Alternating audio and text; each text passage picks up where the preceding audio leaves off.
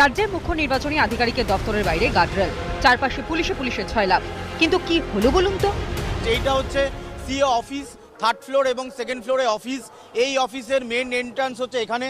এতদিন পর্যন্ত সংবাদ মাধ্যম এখানে এন্ট্রি করে ভেতরে যেত, কিন্তু আজকে তুমি দেখতে পাচ্ছ এই বিএলওদের বিক্ষোভের জেরে পুরোটা ব্যারিকেড করে দেওয়া হয়েছে। এটা লেফট সাইডের দিকে যাওয়ার, এটা এই পাশটাও ব্যারিকেড করে রাখা হয়েছে, ডান দিকেও ব্যারিকেড করে রাখা হয়েছে। এবং যেটা জানা যাচ্ছে যে পুলিশ কমিশনার নির্দেশ দিয়েছেন, সেই কারণে তিনি কিছু করতে পারবেন না বলে সিও প্রাথমিকভাবে জানাচ্ছেন। এমনকি বুধবার সিও দপ্তরে ঢুকতে দেওয়া হয়নি সাংবাদিকদেরও। এতদিন যেখানে অবলীলায় ঢুকতে পারতেন সাংবাদিকেরা, খবর সংগ্রহ করতে পারতেন, বুধবার সেখানে কেন এই নিষেধাজ্ঞা? এক কথায় পুলিশের দাবি, উপর মহলের নির্দেশ। হিসাবে যেটা মনে করা হচ্ছে, তৃণমূলপন্থী বিএলও যারা লাগাতার বিক্ষোভ দেখিয়েছিলেন